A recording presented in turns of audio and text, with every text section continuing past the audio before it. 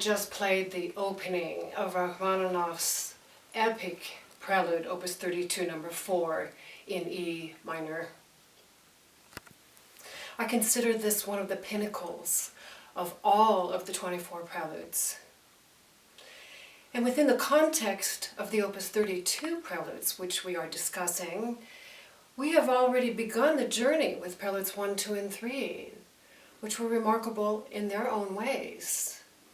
But there is nothing that can prepare us for the power and the enormity of what is coming with this prelude number 4. He chose the key of E minor. Would be the tonality. And he chooses to begin the piece with 3 declamatory B octaves. And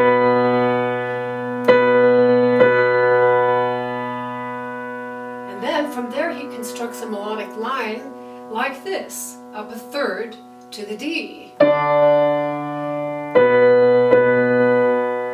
Fourth to the E, and again a step up, and another step, and another, and up to the B, and down to the B. So you can see that it was all rooted around the B, which is the dominant. In fact, if you didn't know that the piece was in E minor and you heard the opening, you'd have no idea that this is in E minor. That was one of the parts. Rachmaninoff is building this entire piece around 2 significant parts. That was the first one, and I will call it the horn motive, because I hear, if this were done orchestrally, those are announcing, like French horns would announce, in a very powerful, declamatory way, summoning you, actually. You can't ignore them. And then, right away, in measure 2, comes the second part, with these non-stop triplets, like this. So we have that pair of elements, the horns and the triplets, which I'm going to assign an instrument of the woodwind family, that are going to be going parallel as compositional elements in the entire piece. So what I want to show you first of all is this addendum that I just made. That I think it shows very beautifully what is happening with these 2 different parts of horns and woodwinds. In the time signature of 4/4 time, I broke this down into the 6 measures of the opening phrase, because I wanted to show you in the red box here and here is the horn motive of the repeated B, sustained octaves. It comes in measure 1 and it comes in measure 4 all by itself, just the horns. Now in measures 2 and 5, the woodwind triplet part begins. So you have an overlap here. And then measures 3 and 6, it's just woodwinds. Now why I'm making a point about this, 2 reasons. Because measure 2 shows the horns as a dotted half note, which must sustain throughout the entire measure while these staccato triplets of the woodwinds are playing. So how do you do that? You can't physically do it because you've got to leave that position and jump up. So you have to hold it with your pedal a little bit. But most importantly, you have to hear it. The other thing I want to say before I drop this chart, addendum, is the meter changes. We start in 4/4 time. When the woodwinds come in, it's 3/4 and 3/4 because they're triplets. Da da da da da da da da da da da da da da da. There are actually 15 of those. And then 4/4 again for the horns by themselves. 1, 2, 3, 4, 1, and back into the 3/4, da da da da da da da, and then a 4/4, ya da da da da da da da da da da da da da da. So that's complicated. It's worth digesting this. And with that overlap in measures 2 and 5, what we have then is this idea, the B, measure 2, now hold with your damper pedal while you play the detached triplets. Just a little bit, because that B has got to sustain. Do you hear what I mean? That has to penetrate through. Difficult concept. Now, on this woodwind part, this is a very complicated. Actually, I hear this as a quintet for voices. So it's not just woodwinds, it could be vocal, it could be pizzicati of the strings in the orchestra. I just chose woodwinds because they penetrate through the orchestra, as do the French horns.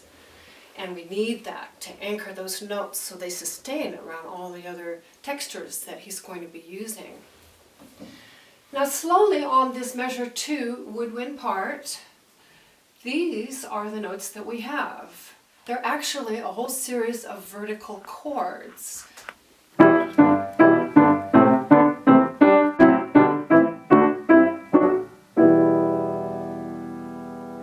the next one.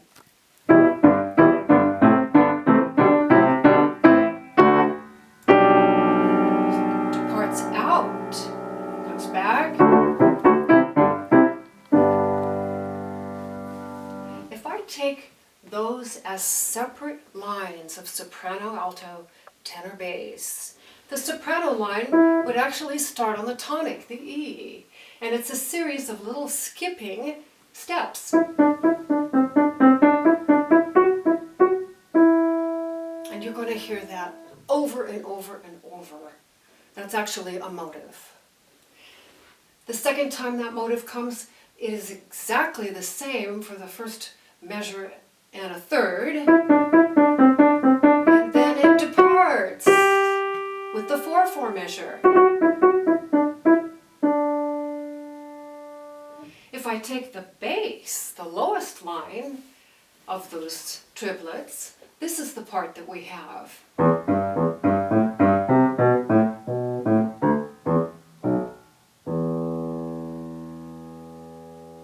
Next one.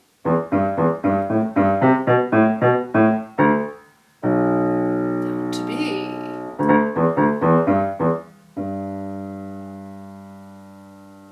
Do you hear how that doesn't sound major? It doesn't sound at all like either G major or E minor.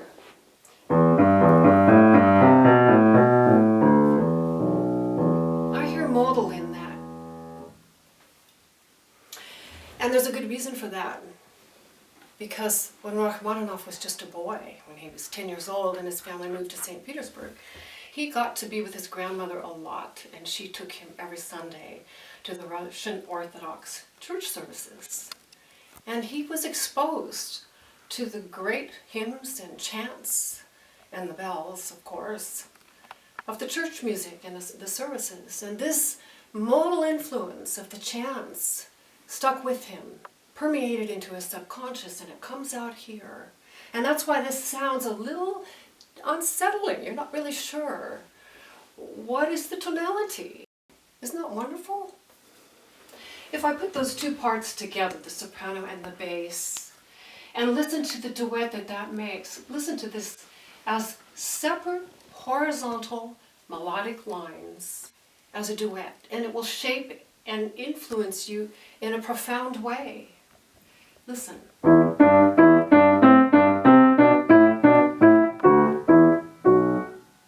See, it tells a story. The next one, with that pause of the horns that come in, you get a chance to take a breath and do your second statement, woodwinds.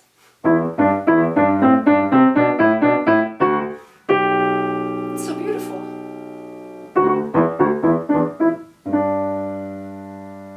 take the right hand part alone,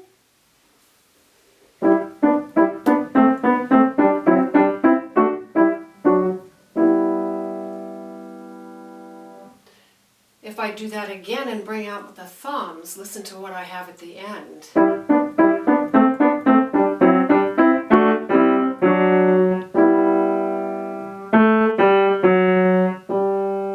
That changes it. So there are many ways you can practice and learn these parts. These are difficult. To track this many vertical chords with this many rapid changes, and to have that many repetitions that are all different, repetitions of the idea, but each one is different. This now becomes very difficult to memorize and to track, and to teach the fingers the patterns. So by taking this hands alone, and within the hands alone, distill out each of the voices within that hand will help you so much. And it's beautiful. You can turn it into your own meditation, which is what I've done in my practicing of this. It will give you a whole nother appreciation of what's in the piece.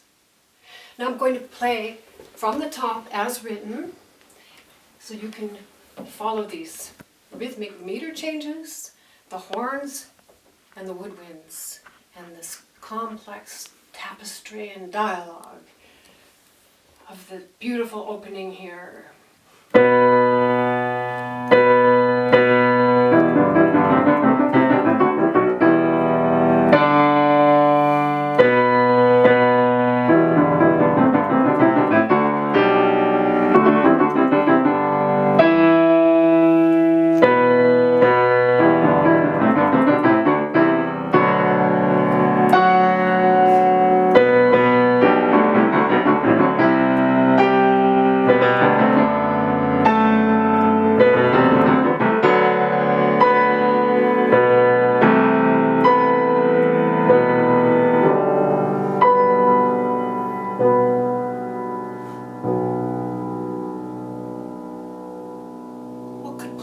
Be coming next. Would you believe this? That sounds like A minor. If you take the bass alone, take the soprano alone, and together up to C. That's a question. The new C. And then the repetition again of the woodwinds. To D. And then a very long series of triplets for the woodwinds.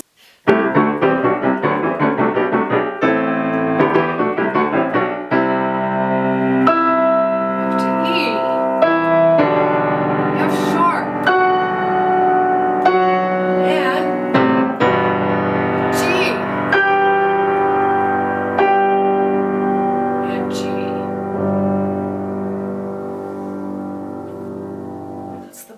Page 1. And did you notice that those G's coming down, what I just finished playing, were just the same idea as the B's that came down the first time? Let me make you aware of the counts here, why that's important. Starting measure 13, the first time with the B's, listen to these beats. This is 3/4 time for 2 measures, and then 4/4 time. Listen to the number that I'm calling out of the beats. 1, 2, 3, 2, 3, 2, 3, 4, 1, 2, 3, 4. See, it's interesting, this rocking 2 and 4 beats that those B's come down with. The same idea the last time here with these at the end here. 2, 3, 1, 2, 3, 1, 2, 3, 4, 1, 2, 3, 4. And that's why he has to go with the meter changes from 3/4 to 4/4 to structure these anchor pillar notes of the horn part coming down. I just think this piece is already just amazing. And I want to show you now what I'm looking at. It's a real pleasure for me to show this to you today. This is page 1 of a brand new engraving that I made. I made it up and I made it to help me better understand the piece so I could play it better, learn it better, and memorize it more thoroughly. This is page 1 of 7 pages on the 11 by 17 inch horizontal landscape format. This is on cardstock. It doesn't look like any other edition you'll ever see. It isn't, because it's never been done before like this. And you can get your chart package, is how I call them, from my website, Sally Christian Music, as digital downloads. You get these 7 working copies, you get the addendum and something else I'll show you in a little bit. Your copy, and this is mine all marked up for the lesson, your copy comes this way. Completely pure, no marks, lots of empty space, which is really great. You say, well, why do I need all this extra space? Well, if you've ever worked on a piece for a long period of time, years and years and years, you know over time the music gets so marked up with your markings, fingerings, discoveries, insights, all of that. There's sometimes no room to write a thing, and this gives you that option. So back to my working copy here now. I wanted to say something about the end here of our page 1. The bass chords here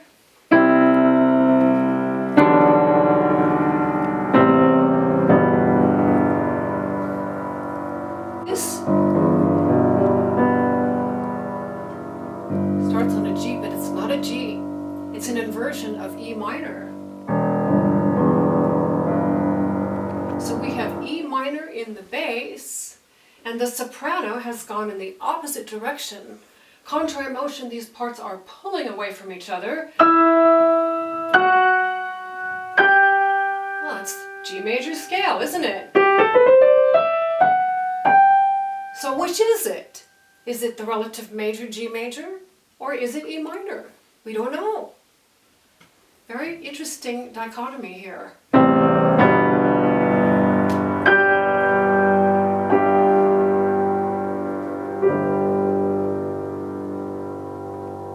What's coming? Let's turn to our page 2. And now the plot thickens. A lot of new things are happening here. We leave the common time of 4/4 or 3/4 meter, and we go to 9/8. And for the rest of the piece, the bulk of the piece, Rachmaninoff is using either 6/8, 9/8, or 12/8 time signatures. He's lightening this up now. He's marked più vivo. It's a little faster. And the action starts now. We've had our declamatory idea at page 1, and now we're starting this long and amazing journey. As the piece began, we use that same motive in the bass, and then contrapuntally, the soprano answers an octave higher, and then it takes off. I'm going to play for you just the left hand here. This is the pickup to measure 27 on your page 2.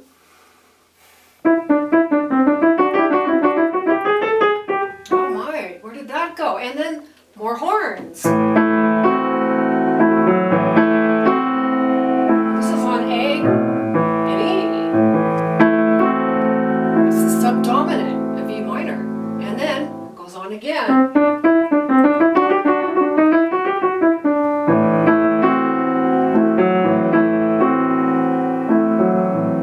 Wailing here.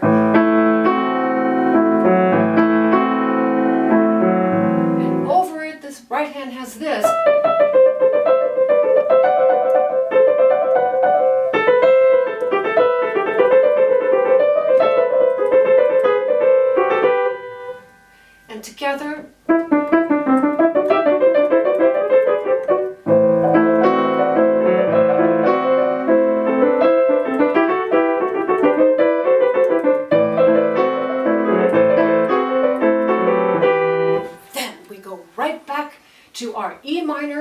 And what do we have in the soprano?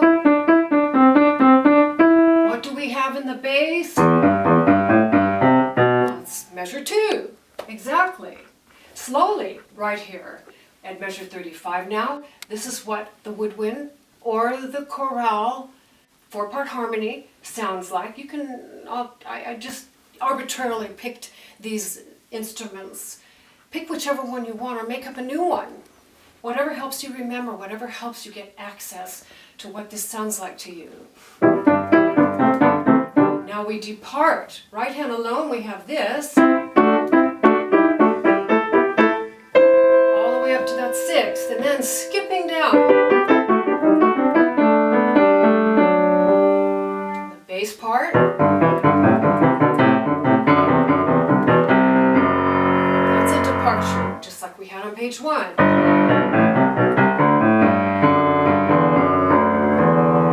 And together.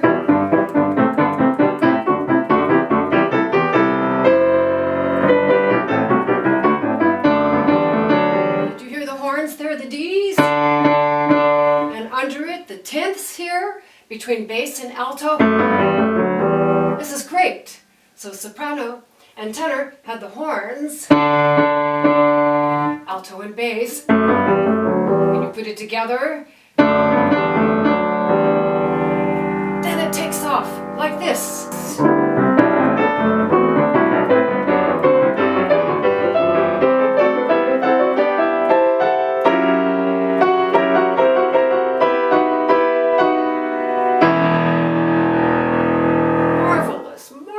Bit of writing. I'm going to show you the music here. This is your page 2. Just reviewing what we've done already. Our first system, these are all systems, 1, 2, 3, and 4. This is one of the reasons I'm so wild about this edition, because that entire 8-measure system 1 was our subdominant idea. A little bit of the horns, and then the chattering woodwinds taking turns, and then immediate sudden return to the E minor, opening measure 2 material, expanding here with the horns on the D, the parallel 10ths, and then they all join together to make this astounding 7-measure ascent to the tonic, the first time. The E octaves here, and then these chords that follow are just spectacular, and then our wrap up. So let's go in a little bit more detail now of what happened with this measure 39, 3rd system. I'm going to take the right hand alone and show you, this is again 4-part harmony. The entire piece is 4-part harmony. We have in the right hand, we have measure 39, a 6th, a 6th, and a 5th, and then it goes up a step, same idea, 6th, 6th, 5th, and then it has a series of 6th octave, 6th octave, 6th octave, and then it continues up,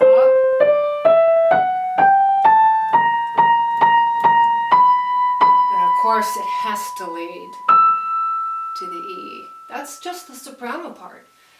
Under that, we have the alto with these little duples of 2-note slurs.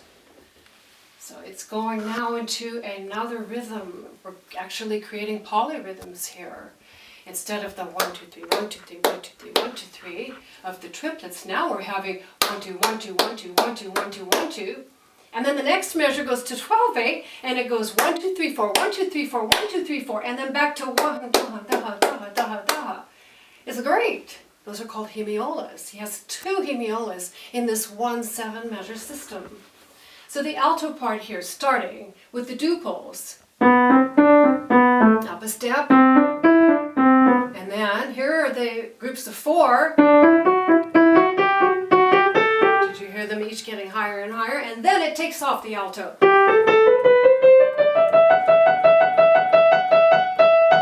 Insistent.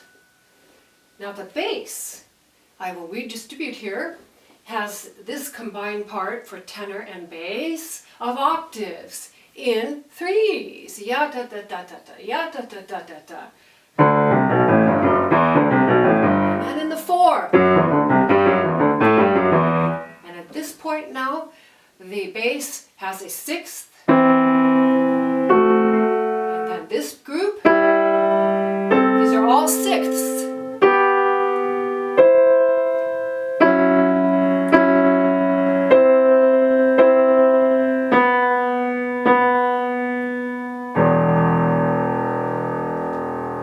The tenor here at measure 42 has the duples, like this.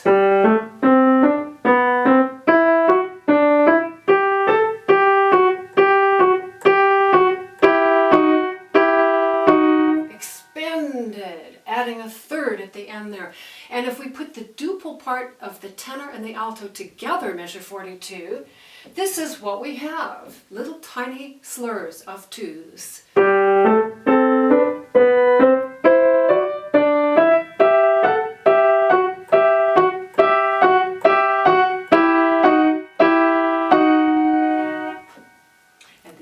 Other parts here, soprano and bass.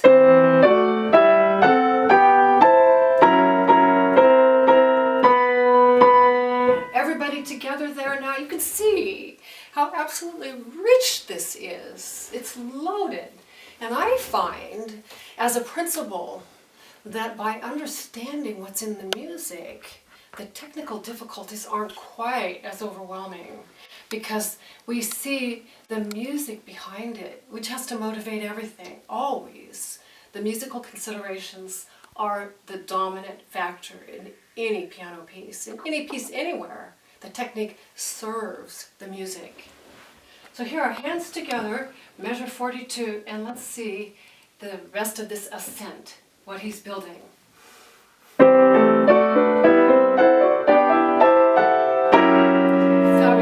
Chopin-esque sound.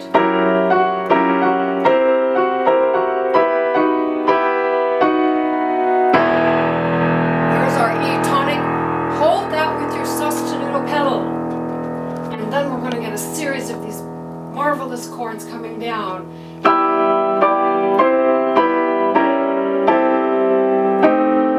That's typical Rachmaninoff right there.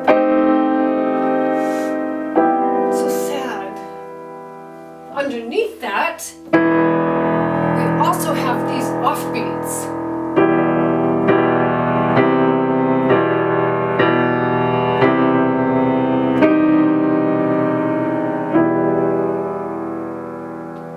And all together, the hands, now we have this line.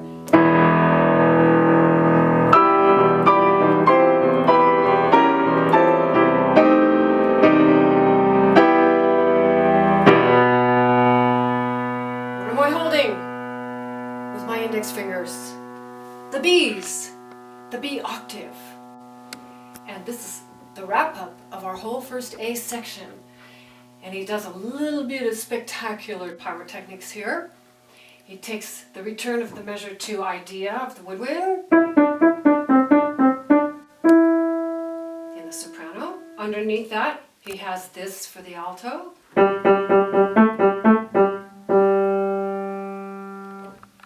The bass has this, and the tenor has, but what you have to do now, I'm going to play just, hold this B, this is one of those horns that penetrates while the woodwinds play. I'm going to play just the outer soprano and bass.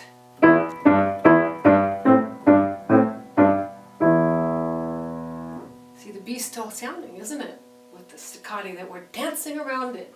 And did you notice I only used fingers 5, 4, and 3? The 2 is holding the B, and that leaves the thumbs free to play this part. And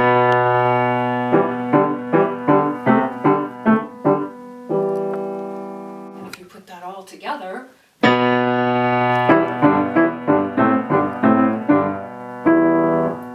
lift off and play this. Again.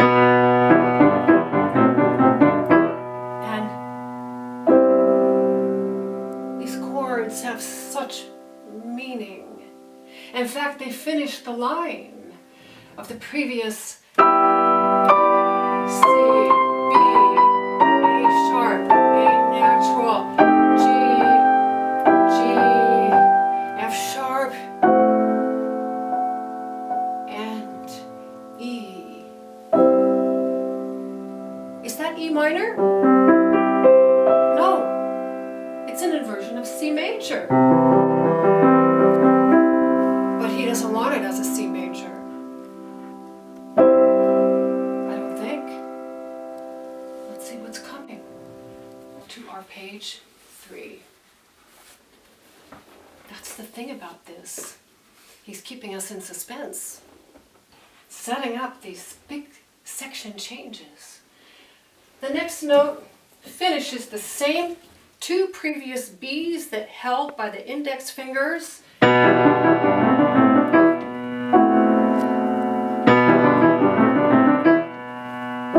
Same B now with the right hand only. And now, pianissimo. What could be? Of course, measure 2. One last time. And this is the beginning of a whole new section. And this is how he gets there.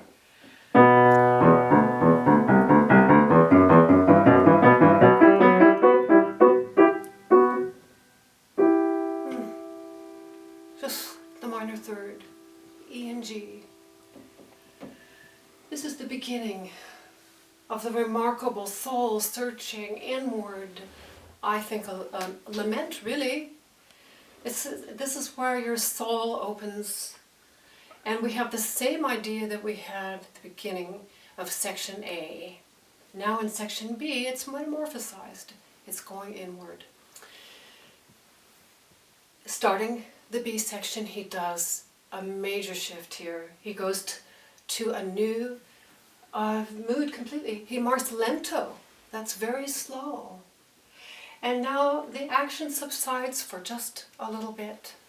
And we have this, I'll just play a little bit of it for you so you see the complete contrast from what we've had. Although we still are going to have our sustained note horn idea and the triplets over it and the anchor notes either ascending or descending. We're going to keep those elements, but it sounds so different now. Listen. Still 9/8 time.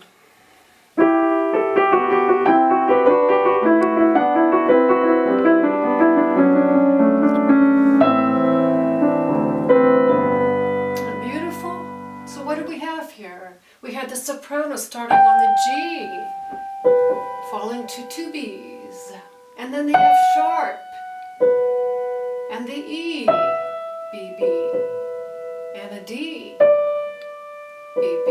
Do you see what he's doing? He's bringing us down the scale. But this next note is a surprise with the C sharp, B, B, and the C natural. That's sad. Listen to that. It's eerie. It's haunting. You can blur your pedal a little bit if you want. And then the same idea now below the B with the A. And it does keep going. Like this. Be prepared now. Be prepared.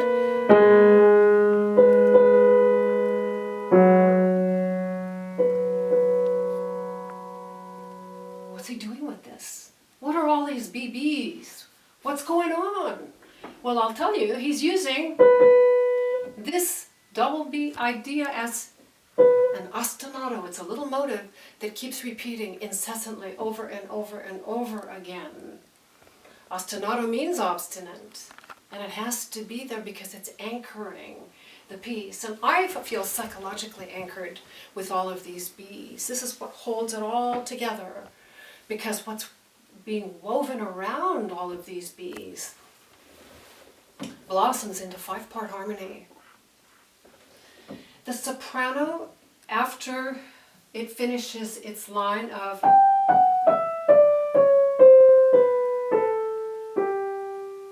jumps up to this A as a descant. It goes A, and this is an augmentation. It's much slower, and up to the B, dominant, drop to the G, up to the B, drop to the F sharp, up to the B, and down to the E. It took me a long time to realize that part was even in there. That's one of 5 parts. Let me play now. I need to play this whole previous section. Did you know that there are 14 measures here built around the ostinato of the BB? Before I do though, I need to show you the other 2 parts. The bass.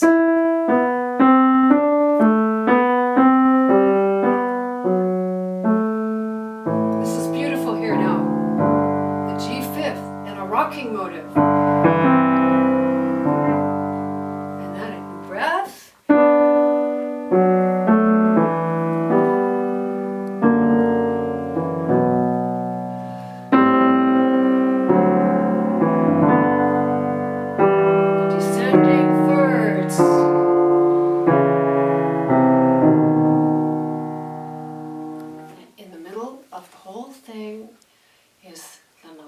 Triplet idea we had in the beginning of the 8th note given to the alto non-stop. And listen to this, you know, when I hear this part, it reminds me of a little meandering brook. It's weaving and undulating, and it's definitely taking us somewhere. Look at the wonderful way he does it with a lot of tight notes here. This is all the alto waving, tie, and a little rush, and then a new breath.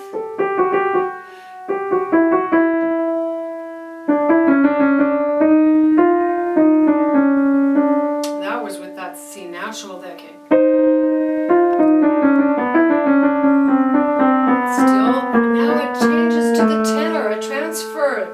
Continuing, and now here it becomes chromatic.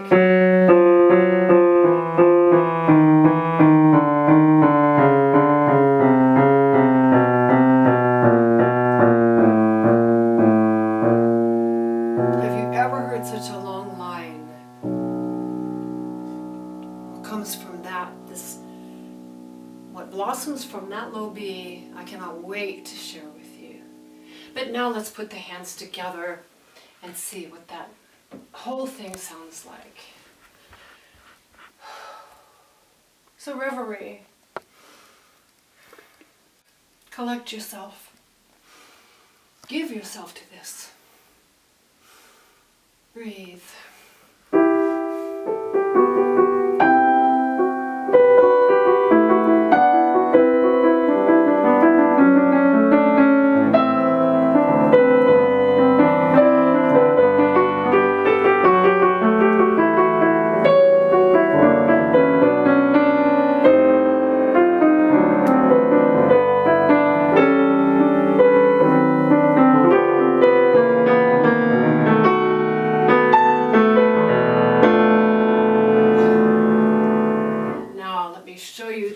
Waiting for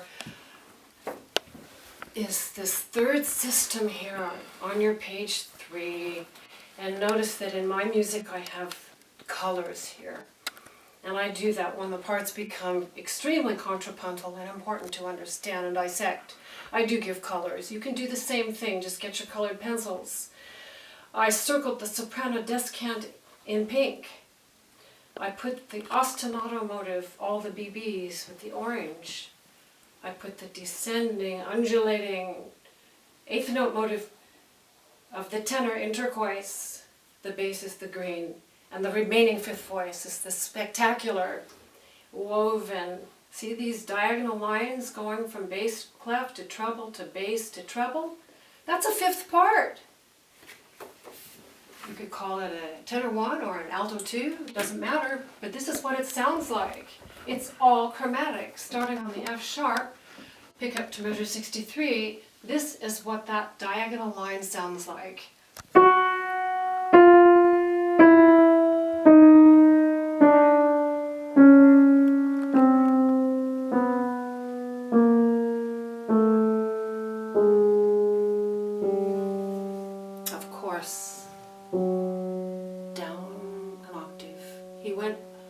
complete octave, F sharp to F sharp, in the chromatic scale, using all 12 half steps. And if you put that with the tenor, that's what this combined tenor and shared chromatic line makes.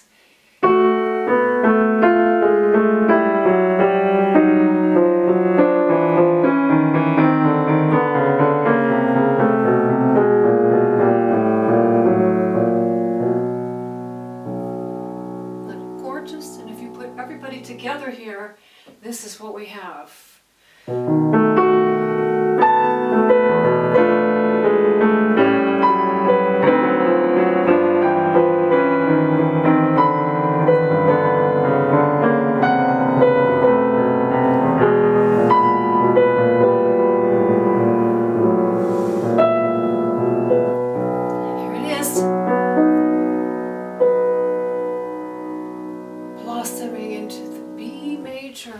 For the first time, our dominant B now has a face. It's not just a single B, it is B major, and it closes. These next 4 measures are some of the most beautiful writing ever. And now I'm going to play everybody but the alto here, measure 67. So here is this beautiful chord.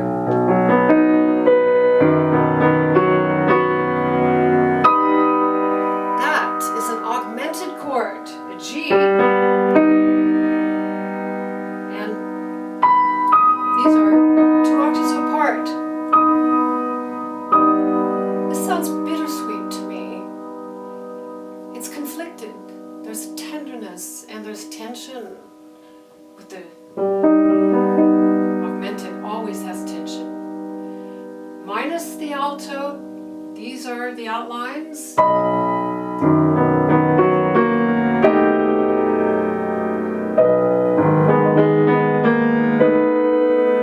Gorgeous chord.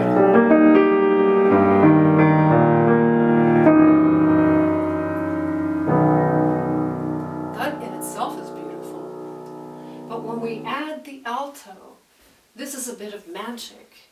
Maybe these are flutes coming, but it's a pair of them, of 16th notes that come out of nowhere. 1, 2, 3, 4, 5, 6, 7. And a trill.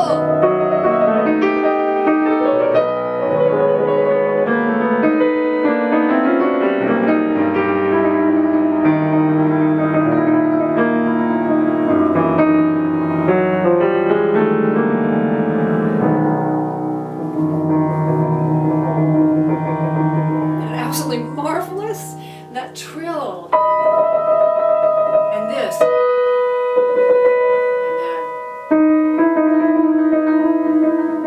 that. See how my technique is on a trill?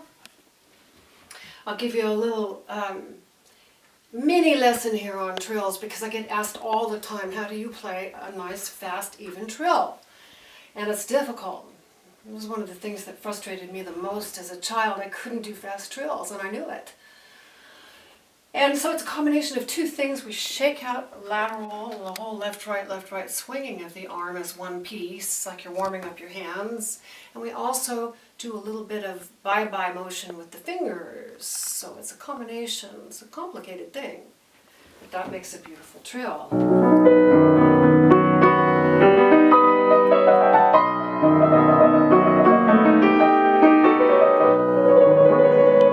It's a trembling heart.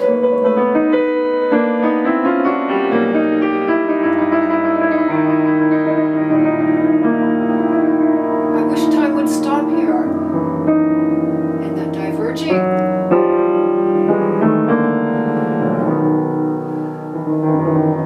He's not wanting to leave. You can trill all day. And I'm going to show you what you get, the final supplement that you get in your chart package. My favorite part, the satellite view. Now this piece being as long as it is, it's a 6-minute piece, twice as long as most of the preludes. It took me 3 of these vertical 11 by 17 sheets to make this. The full thing looks like this, and you get this. You get it in black and white, and you get it in color. And this is really spectacular. I love this satellite view because it shows absolutely the bird's eye view of the entire piece. And let's just see what we've done so far. And I've marked for you our page 1 was all of this. Systems 1, 2, 3, 4. Our page 2 began the meter change into 9/8 with the più vivo and the subdominant A minor for this, and then this fabulous 7-measure system here with the chords coming down, and the final B with the index fingers down here. Now, why do you suppose I put a yellow box here and orange here? I did that because this is actually a foreshadowing of what's to come. Remember, I said we aren't prepared for the enormity of what Rachmaninoff has done with this Prelude number 4. And this gives us just a sneak preview of what he's going to use and develop extensively. And then we have our B section, which is in the blue box, right here. And where I just finished is right here. The lento, the weaving alto, 8th notes, transferring to the tenor, and then the B major chord that blossoms. And the series of 1, 2, 3, 4 phrases with all the trills. This chord right here, that B major chord, the only B major in the piece, I'd like to share with you what that means to me. Actually, my husband is the one who said it. He said, you know, a beautiful chord on the piano opens up your whole soul. And that's what this is for me. This wrap-up of the B section, our soul has opened. We are wide open. But are we ready for what's coming? And what comes after these last 2 trills is what I call the crossing of the threshold. And then begins the whole last huge part of the piece, the return of the A section in the pink here. And that finishes up on our page 3 of the satellite view. And this is all what's yet to come. Why this piece is torrential and unrelenting. So we have a long ways to go here. And how we get to that return of our section A material is quite beautiful in itself. And like I said, it's unexpected. So here we are at the top of our page for one last time, the B major triad. And the bass has the open 5th. Up the octave, does it twice, rocking. The alto gets the defining D sharp. B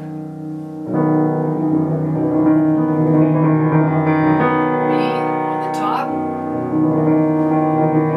Now the B.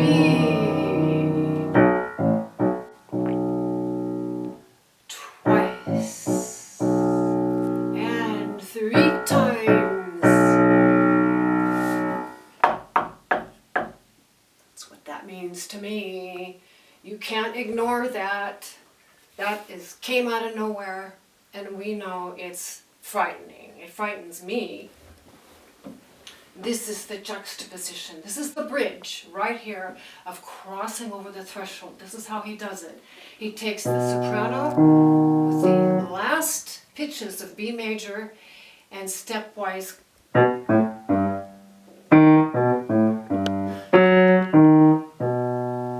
constructs it like this. On the beats of, in 9/8 time, 1, 2, 3, 4, 5, 6, 7, 2, 3, 4, 5, 6, 7, 8, 9. 1, 2, 3, 4. And then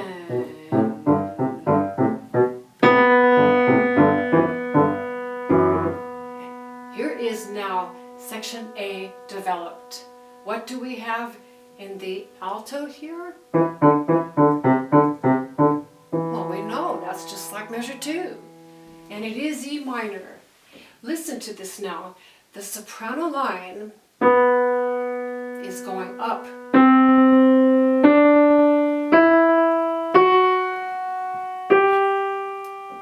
The notes of the scale. The bass has an E pedal point. And if we take those two parts together, this is what we have. Soprano and bass.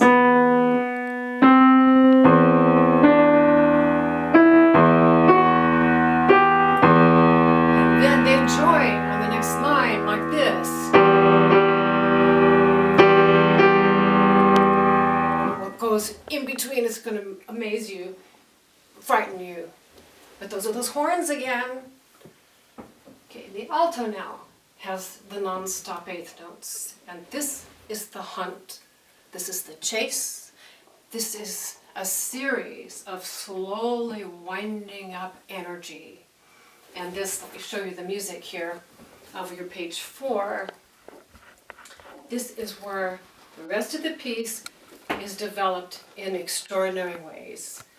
8 measures and a connector closer, and then another 8 measures of extraordinary harmonies. Each one of these long systems is part of the steps of winding energy. And this is how he does it with the alto.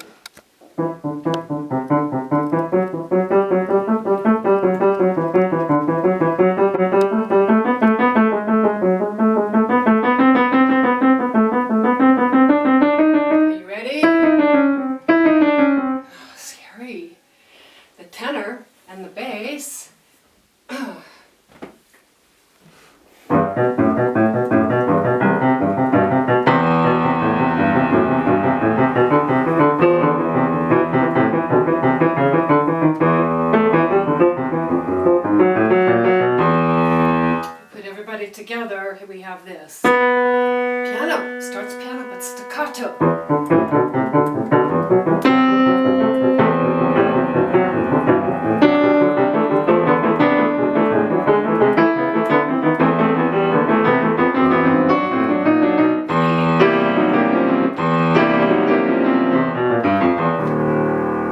my gosh, did you hear that? It went down a half step to the E flat. Now what comes next? This is the next wave. These are all building and building and building. Listen to this tenor part here now. I love this part so much. This is the series. It's 8 measures, but now he's constructing it in bigger chunks. 2 measure phrases, 4 of them, of non-stop 8th notes. And I'm gearing up here because this is what I have to do when I play the piece. You're harnessing your own energy, and psychologically too, because you have so far to go. This is a climb. This is a climb up Mount Everest. And here we are now with this unexpected E flat in the bass, which happens 4 times. It's a pedal point. Now with the bass and the tenor slowly, this is the part. Be prepared now.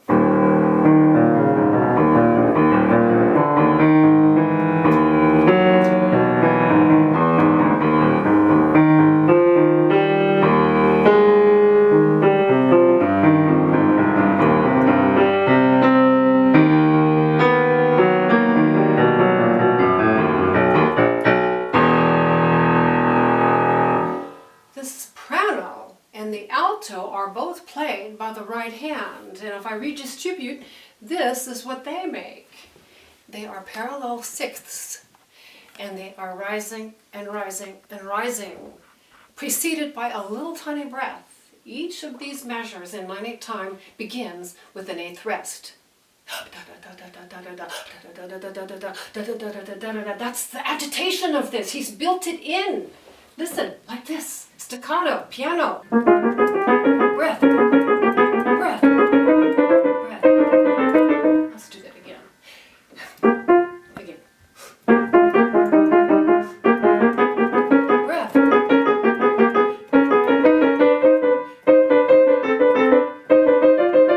And now, screaming. So the tension is amazing here. So what does he do?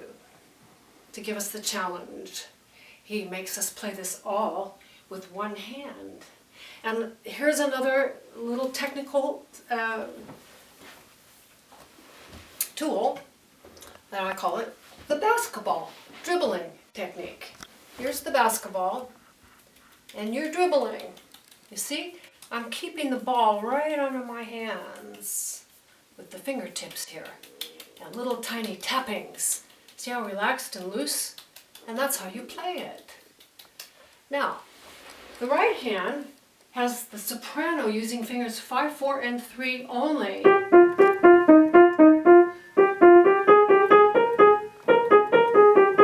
Like that. And the alto is all played with the thumb. Like this. You probably can't see that. But if I put that together now, here's this, you might practice doing this to get the feel of it, to shake out, it's like a trill. See, everything is always loose in the piano playing. This is difficult. Let's see if I can get this. You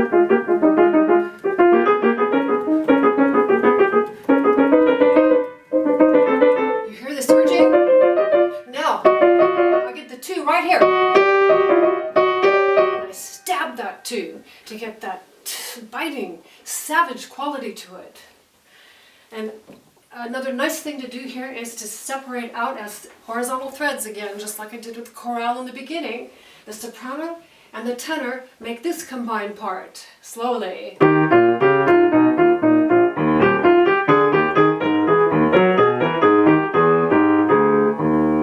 And the alto and the tenor make this part.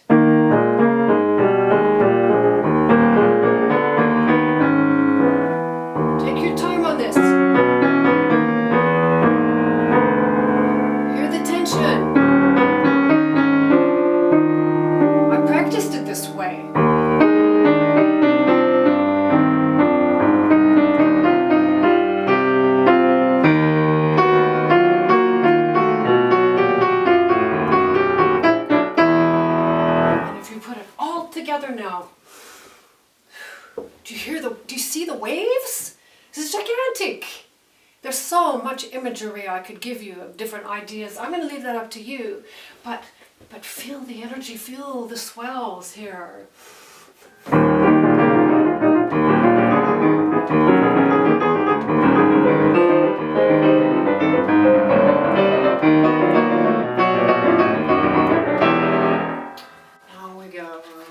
Page 5, and the climb begins. And I have my music pages 5 and 6 spread out back side to side here because this is all one piece. Let's go back to our satellite view here, because here it begins. Right now, the chord I just played begins the satellite view final page. And I laid it out this way because in performance, where we are right now here at this measure 95, we have returned to E minor. That E flat was a setup. And we have here an extraordinary climb, 12 measures long. I've never seen anything like this.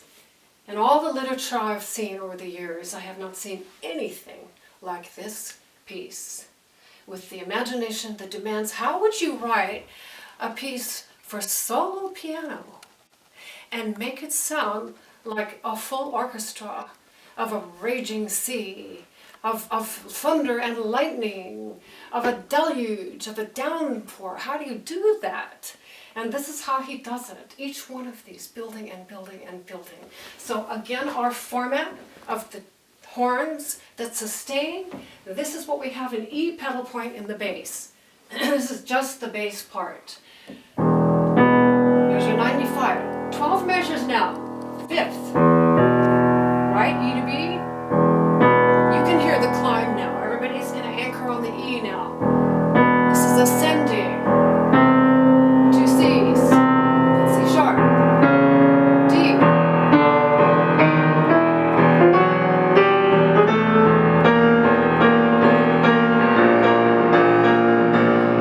That's terrifying. Those are tritones in there. That E to A sharp. That's as much tension as you can get. And then he takes the tenor part. Now this is what the tenor does. I hear this completely like woodwinds. These are short staccati with an accent on the first one. Did you notice that was the same E and G that he started the B section with? But this time it sounds like this. And these are also ascending. A little bigger now. And then tritone. And then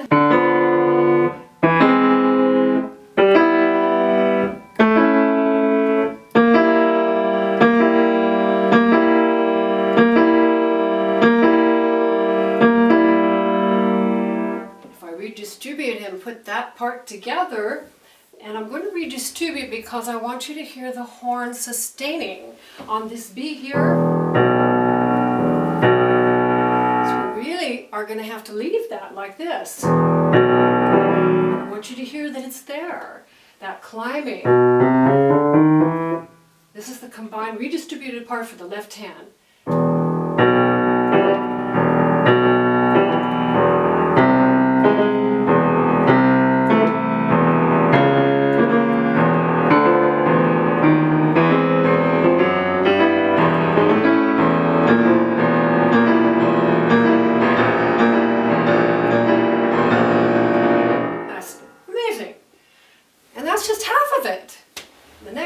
Comes, of course, for the other hand.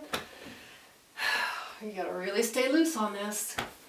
We have parallel octaves now. I will redistribute because this is one of the parts, and this is the climb also. Everybody's climbing here. This is that 12 measure climb.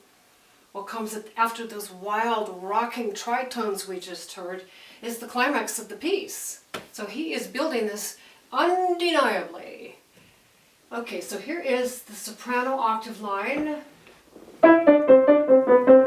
Okay, what was that? Well, you see what I mean? Everything comes back to measure 2 material.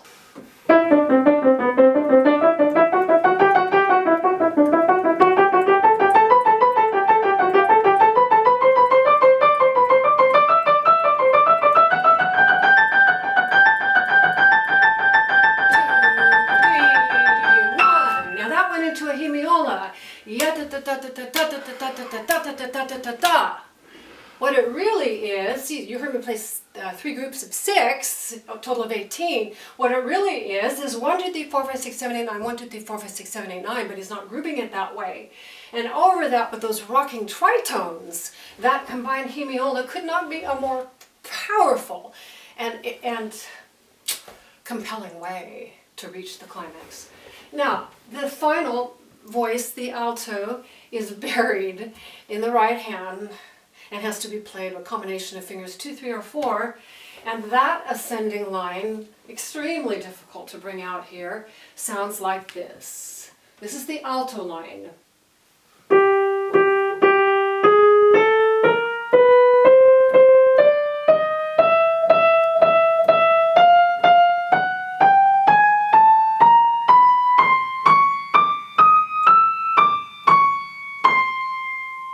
Okay, and now if I put my right hand as written slowly, I'm going to try to bring out what I just played as a separate line.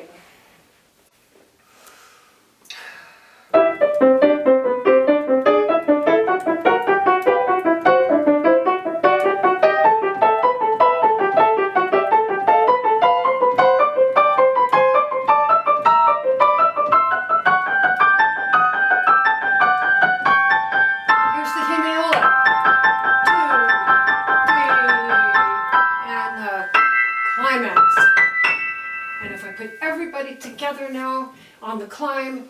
This is the part.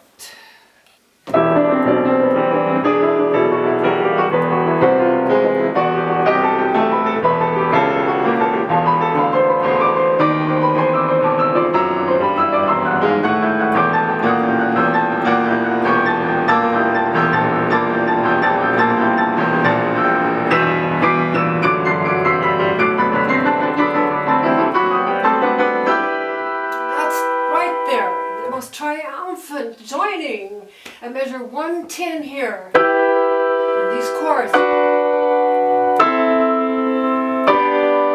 what are in here. The bass, I have to play these parts alone because this ascent is just staggering how these hands come together. This is what I mean, how he could have thought to write this. Listen to this line here at the climax here, and in your satellite view, this is where we are right here. I put the orange box in, and everything in the yellow is what happens after we had this tumultuous arrival of the E minor chord this far apart, each hand. E minor full chords. This is the outline of the left hand here, measure 107. This is 3 measures.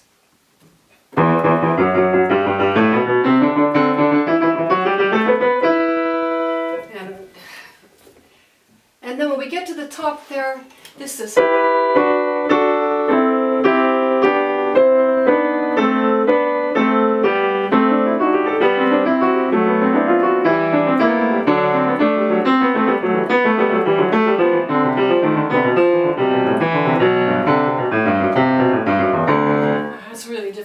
the right hand. Here's the hemiola screaming, crying, and if you phrase it like that, it makes it so beautiful. And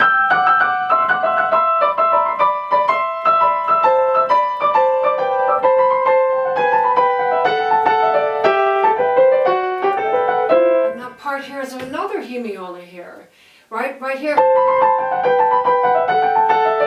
And what we really have, the horns are going, and the middle voices are going, and the bass, rocking fourths, and the inner parts,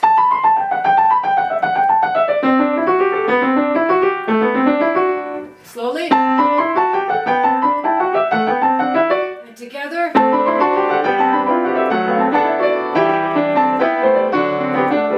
Now let's take the left hand alone slowly here at measure 116, because now instead of the up, they're coming down and down. Here's our page 6 to show you this long line, long line. And we get here, we finally made it. We're tired at this point. You know, this is like, have you ever run uphill as fast as you can, and your legs start to feel like concrete, and you're out of breath, and you don't think you can take another step? Well, that's what it feels like when you're at this point in the piece performing it. It does for me. I suppose if I were practicing still 8 hours a day, it would be a little easier. This is at really the upper echelon of technically demanding material.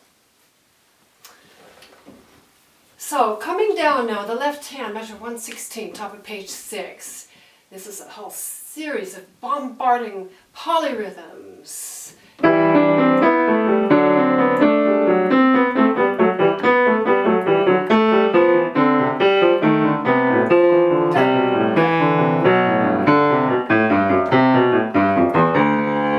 Right hand.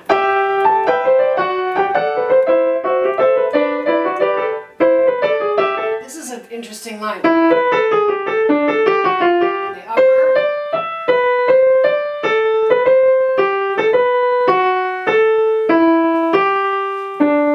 and the lower,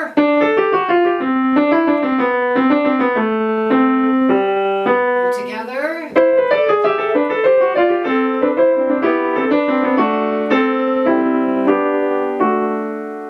and the hands together. together there. Oh my God, listen to this. This is just bizarre.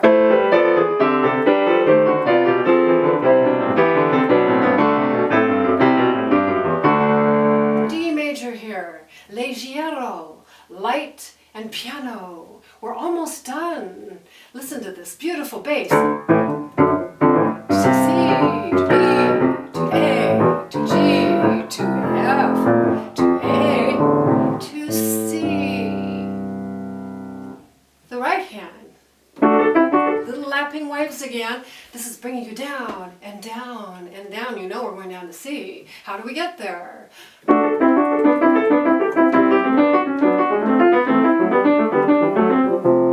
Everybody together.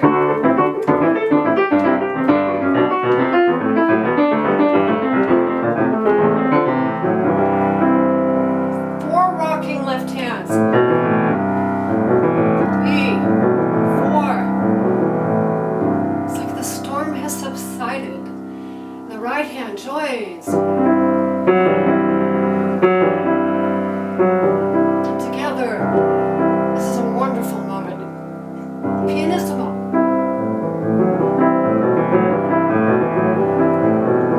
And one last magical flourish.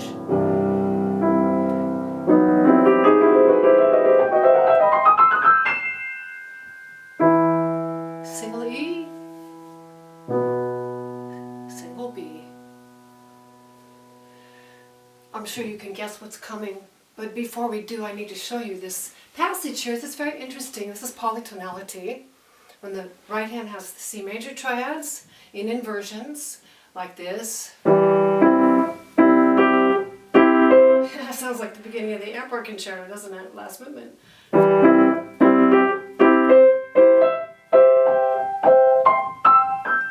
And the left hand has B major and a little diversions, inversions. Here's a departure.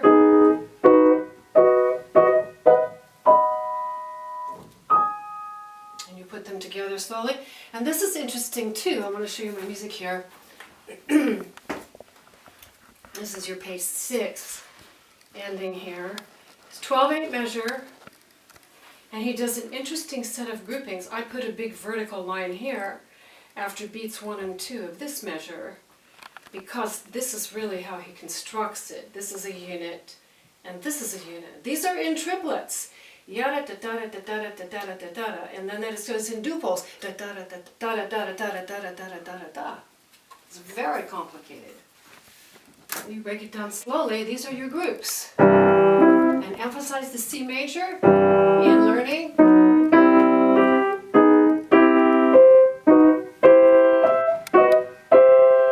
Now duples.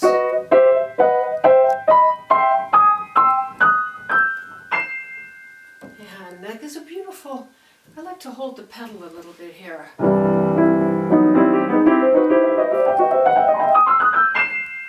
Release it at the end.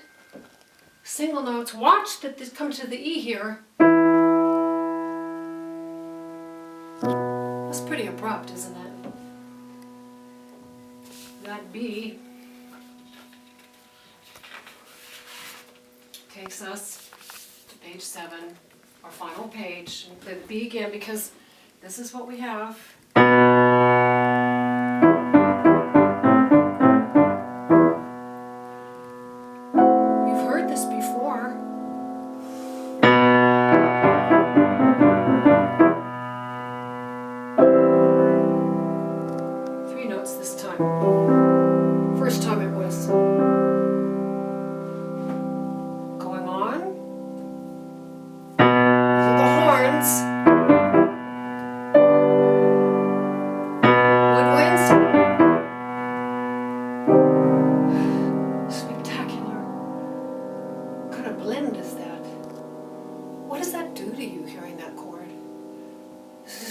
Shakes me up.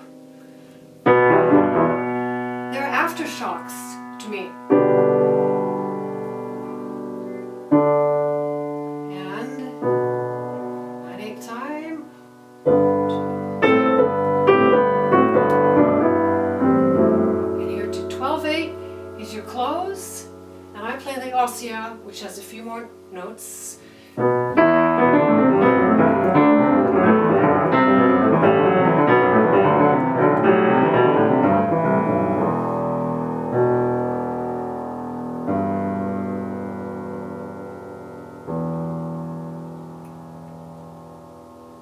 Ending with the three notes of the E minor triad, B, G, E. We'll play that one more time, the ossia. Oh, and I like to bring out these anchor notes. More rocking, isn't it?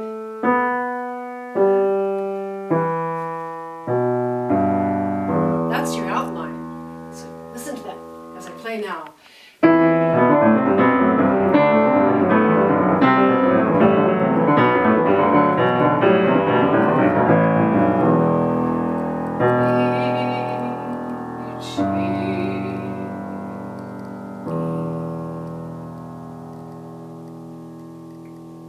Single octave, the lowest E octave on the piano for the left hand alone, with a fermata over. And you sit with this and hold this harmony pretty long and release it. What have we been through? In performance, this is a profound experience, I have been told. This really has made a pivotal departure in our journey, our cycle of the Opus 32 Preludes. We entered what I consider, we became initiated, if you will. We entered into adulthood. We're not children anymore. We have witnessed and experienced some pretty startling things. Or you might consider what it would have been like to have been caught in an amazing storm outside unprepared, and you're bombarded with the rain and the hail, the pellets and the winds, and when it finally stops, you think it's never going to stop, and when it finally stops, that's the feeling at the end of this piece. So what does that do to our character? What does that make us, how does it make us feel, having been through something like that? What, if you will, with a parallel to our inner state, has it done to our character to go through something like this and survive?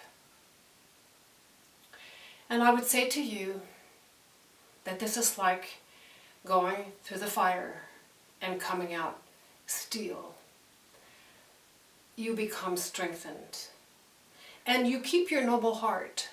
You don't become bitter. You just have more perspective. And you have more compassion, actually. I'm using metaphors here for the human condition. I just got through reading that this phrase, every single person you meet is battling something you have no idea what it's about. Imagine that. Everybody you meet has something that they're seriously wrestling with. And that's what I think this piece conjures up for us. This kind of storm, this kind of assault, this unrelentingness. Are we ever going to make it? And we do make it. And we make it with being expanded and developed human beings. I'd just like to share a little bit with you because I think music is really a noble platform for expressing what's in the human condition in the highest form, giving us access and actually support for what we may be going through. We're not alone. We do make it, and having the will to survive. If there is life, there is hope. And I really have enjoyed sharing this with you, and I so look forward to continuing the journey with the remaining preludes of Opus 32. I hope this has been helpful, and thank you very much.